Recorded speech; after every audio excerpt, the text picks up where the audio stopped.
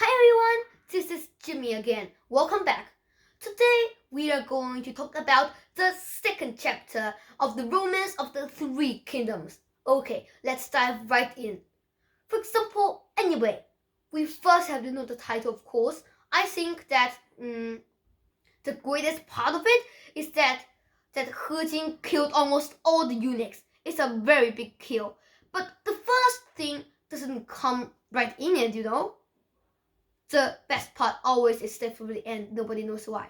So anyway, Liu Bei, Guan Yu, and Zhang Fei they together went to help Zhu Jun together to beat Zhang Bao, which is the bad guy we mentioned last time.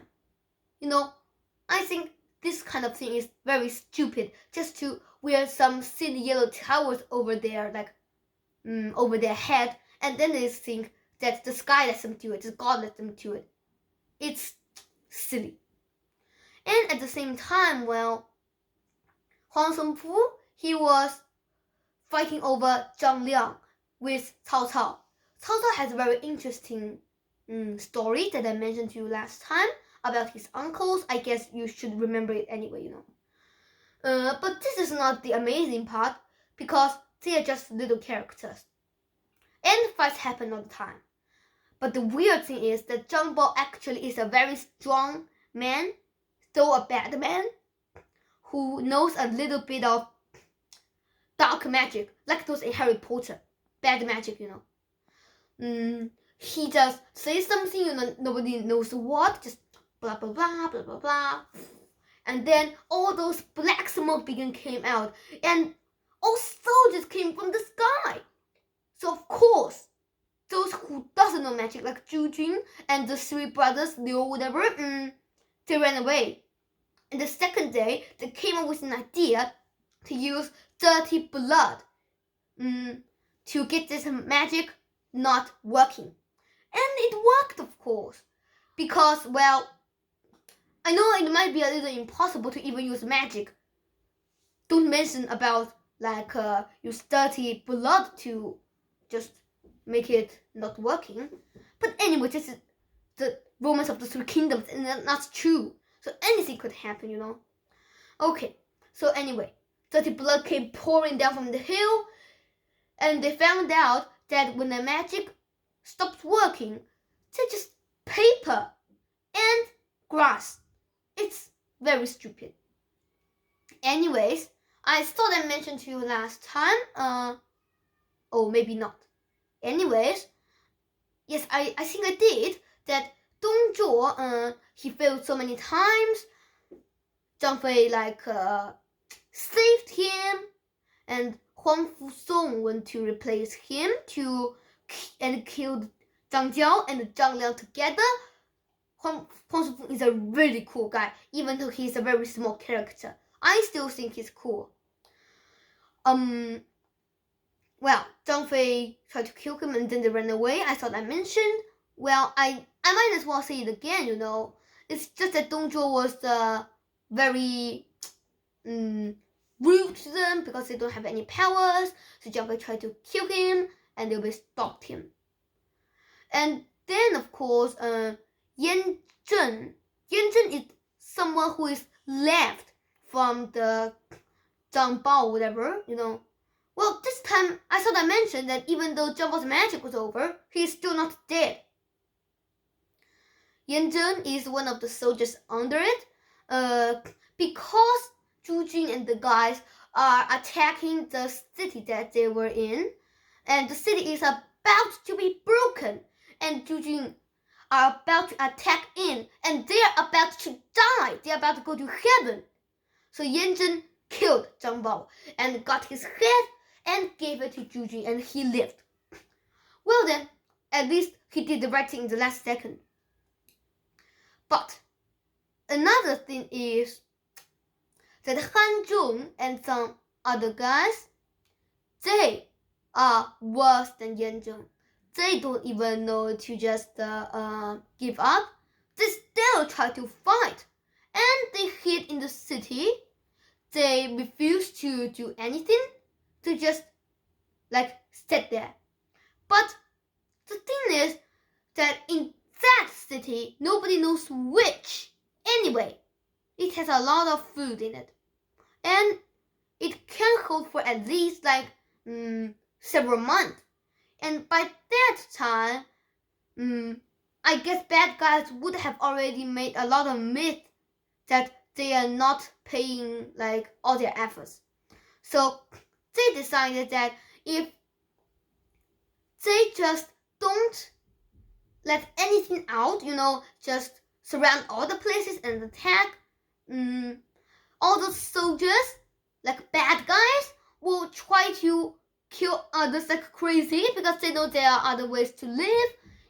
Only 100 people together can make a great energy. How about 10? Oh no, it's 100. It's 100 times 100 dead people. Well, I don't mean actually dead, but they should have been they are willing to get anyone dead in case to do something. And they all start fighting together, even 10 times more than these might not help. So they decided to just let them out from the east-south part of the city. And of course, all the soldiers ran out. And if soldiers are already running, they're escaping. Well, you can guess, they're just, help! There's no way they're going to fight back.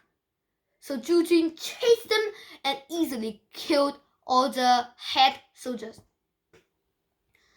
And then, of course, we come back to the 10 mostly served the emperor eunuchs.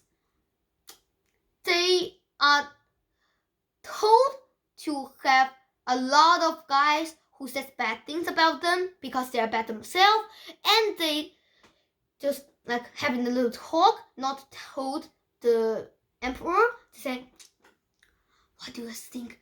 These people who are always so good to us, they will say bad things about us? I guess this might seriously be some guys who I guess they killed a lot of soldiers from the bad guys, and they don't have any powers, so they're angry. They don't give us money. So what would we give them powers? Well, let's just give them a little right, a very little thing to let them happy and not tell any bad news to the emperor. That would be very dangerous to us. Yeah, just like that for a little talk. And then they decided to get Liu Bei a very small. If the emperor is like an elephant, then this power might be just an ant. Anyway, it's just the headmaster of a very, very small town. And then the assistant of the head prefecture in the dynasty Han came and asked Liu Bei to check, why are you here having this kind of power? What did you do?